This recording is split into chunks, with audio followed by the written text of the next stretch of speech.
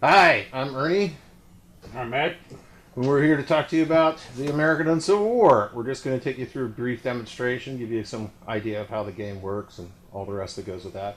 Um, if you really want an extremely serious set of rules for the American Civil War, as you can tell, we take this stuff very seriously. This isn't it. This is a skirmish game that allows you to do a lot of Hollywood as well as history. So if you like John Wayne and the Horse Soldiers or Jimmy Stewart in Shenandoah or any of those great movies that came out in the late 50s and 60s, this is a great rule book for that. If you want to act out scenes from Gone with the Wind, the rules will help cover that. But it also covers basic unit skirmishing.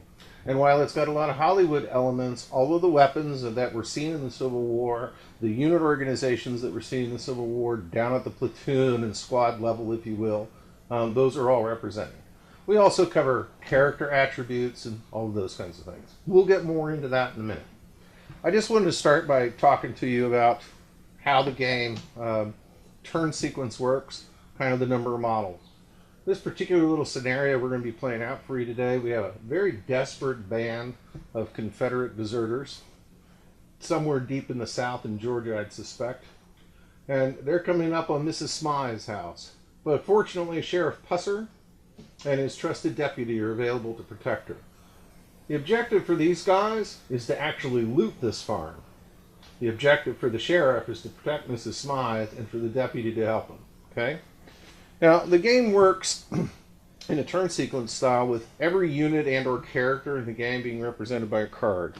And to do that, what you get when you buy the American Uncivil War book at no extra cost is this big deck of cards.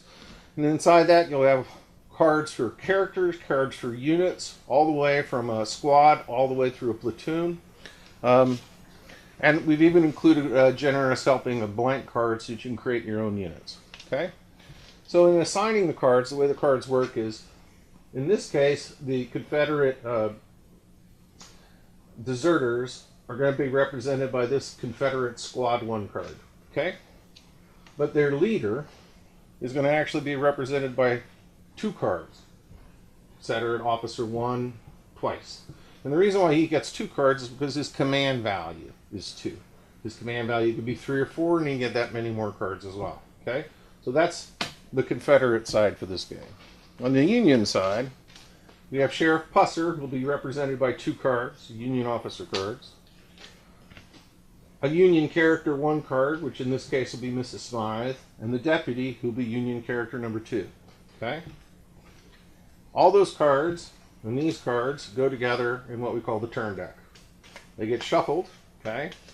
And then you start the process of turning those cards over. So the first card I turn over is the Union character number 2. That happens to be the deputy. Now when his card comes up, I can move, I can shoot, I could go up to a counter and loot, I can do various things. In this particular case, he's not going to take any action until the sheriff decides he wants to do something. So I decide to hold with that model.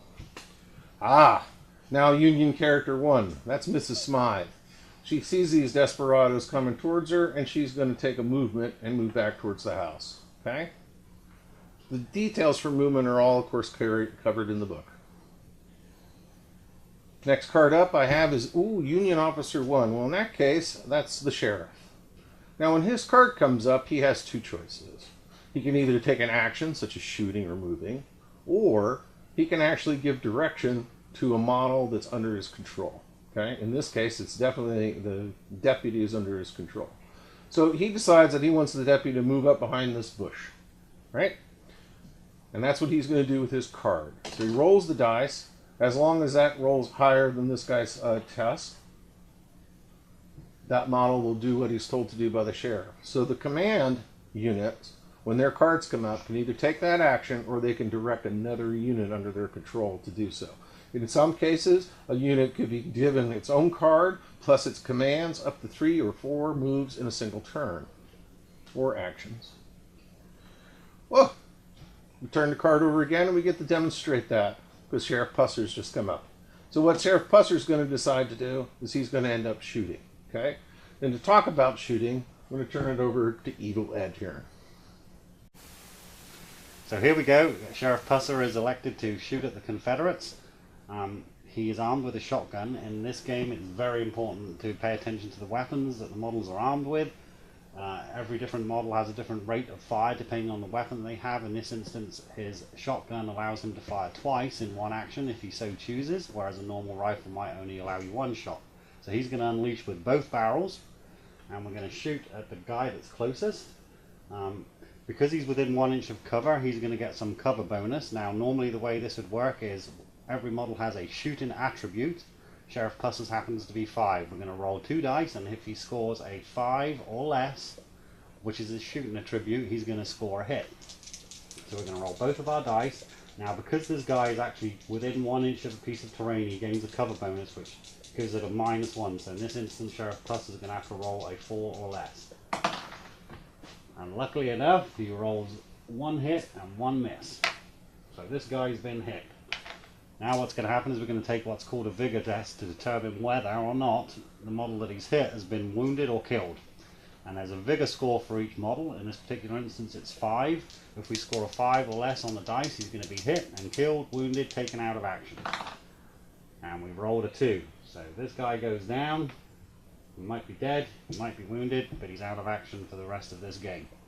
Right, now that Ed's done some shooting, I want to talk to you a little bit about character attributes and how important they are in this game, and how that part of it really sets it apart from a skirmish and gives us that sense that the tagline of adventure gaming in the Civil War. And here's why. If you look at this model range, which happens to be all of our models, we made these models for a very specific reason. There are plenty of great American Civil War models on the market. You're always going to hear me tell you my favorite are the Perrys, okay? But they tend to be all troops. What we needed are some models to reflect the character of the rules and what we're trying to get across. So look at the different things we have. This guy here, he's called the Swede.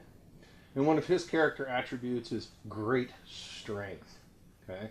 This guy's huge. He's 6 foot 6 inches high. He's Swedish. He's extremely loyal. You could read his own profile, but even better, you could create your own profile with this rule set for any character you want by picking and choosing among the attributes you think are most appropriate to the scenario you want to play.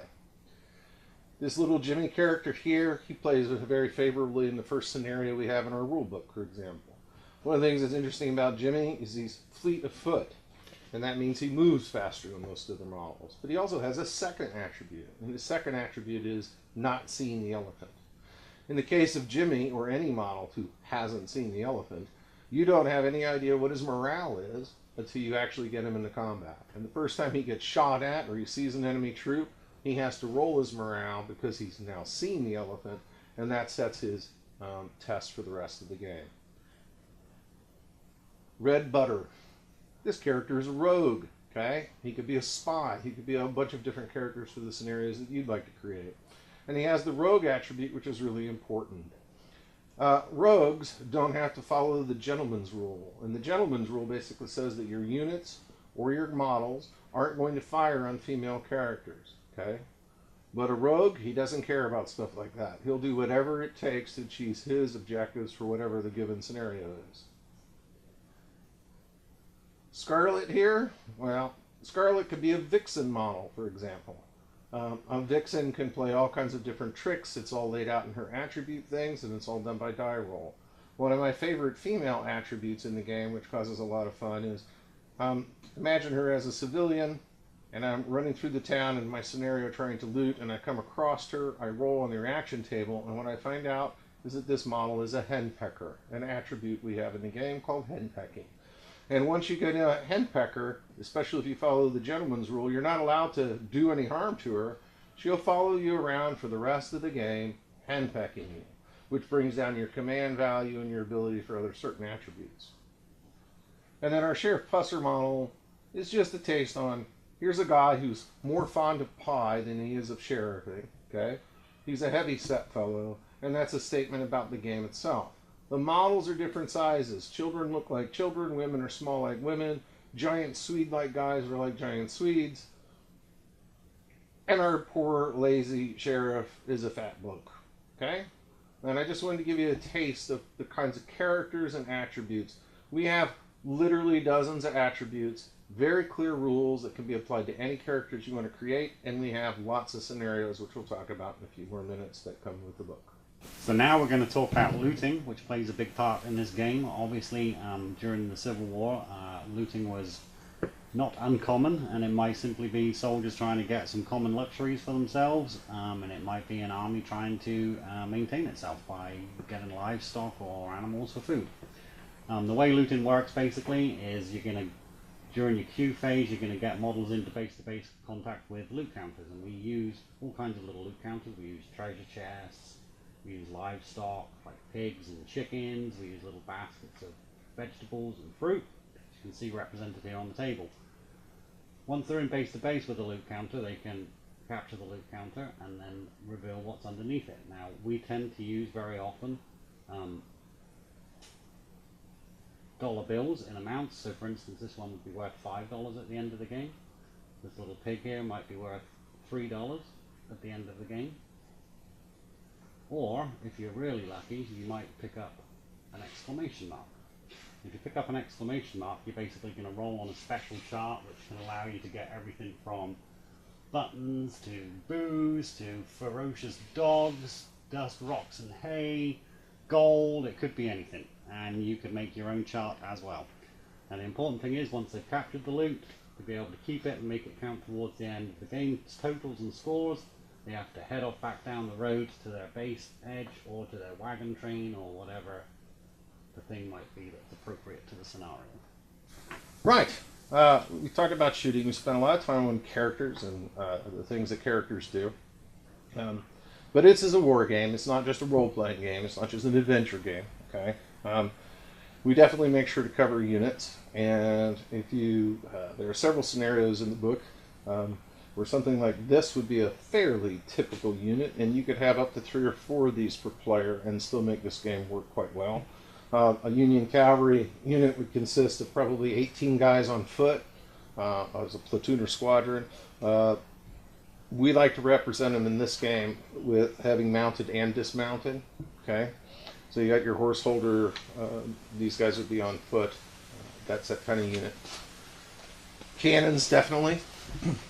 Okay, but I want to make sure to give a bit of a word of warning on the game. This is a skirmish level game, low level game. Okay.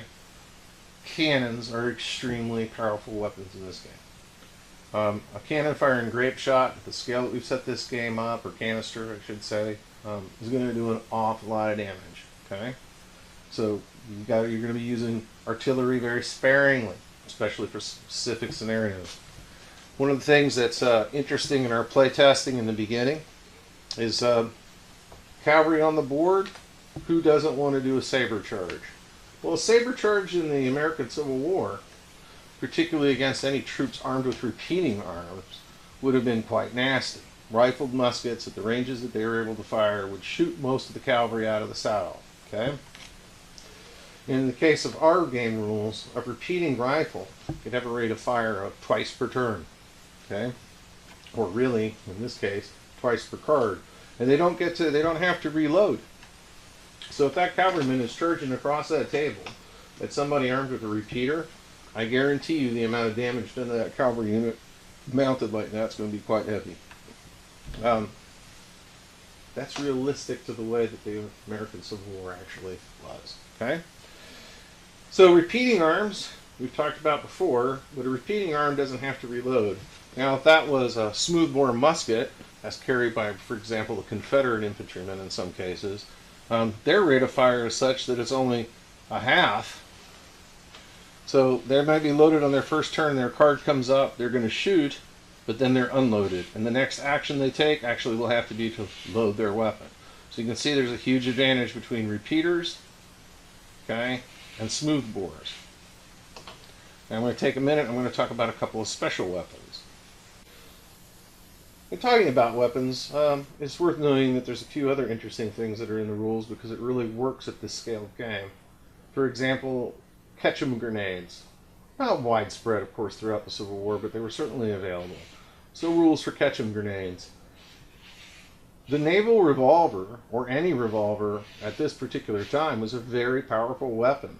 And the rate of fire allows you to roll many dice.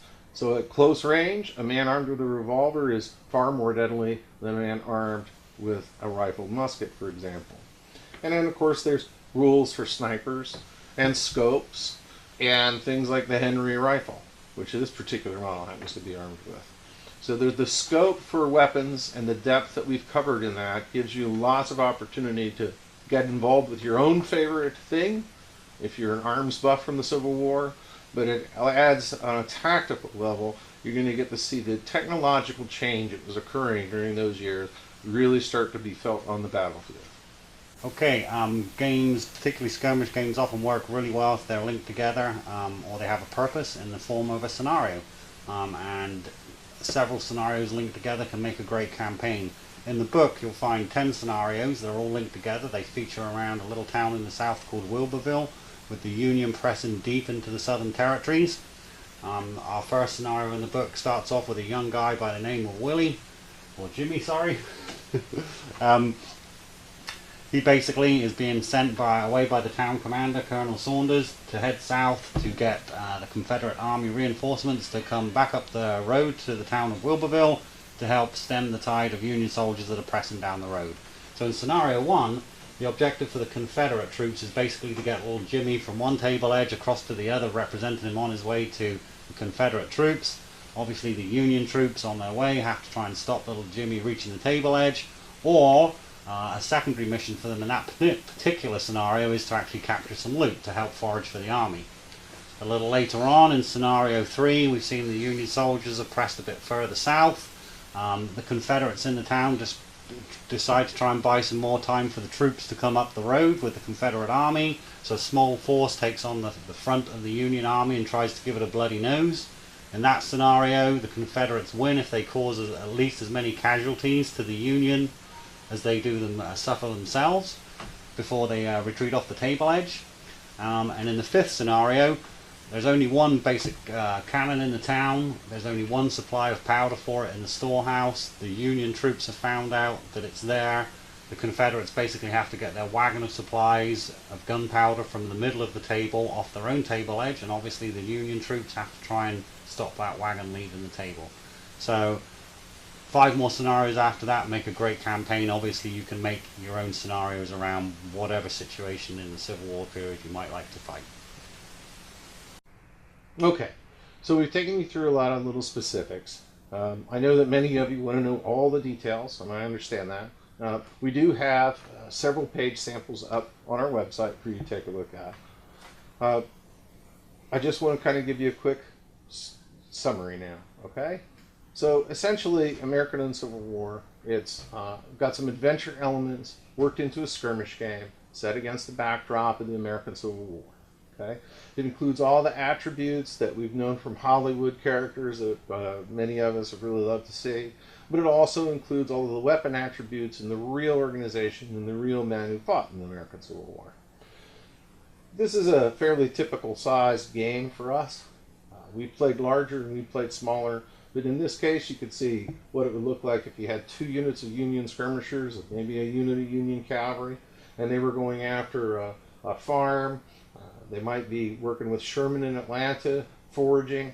They might get the defense might be a unit of Confederate militia. Characters abound. You can have a colonel that's leading that militia that has different effects on the game. You can have brave captains. You can have cowardly guys leading their units. We've talked a little bit about characters. Everything from rogues to vixens. Very good attributes in here as well. We've talked about looting, whether you're trying to get cows or get a special result. And we've talked about the card sequence where everything is driven by when you turn a card over. Okay? That's the American Uncivil War. Please give it a really good long look. We think it's a great game. We've had a lot of fun with it. In fact, we've extended it and started playing other periods with it as well. The book itself has lots of stuff in it. More attributes than you'll probably ever need. You can always create your own. And lots of scenarios, so that once you get it, and just with a few models, you can get up and playing really quickly. Thanks for your time. I know these things can be dry. Hopefully we've entertained you at least a little bit.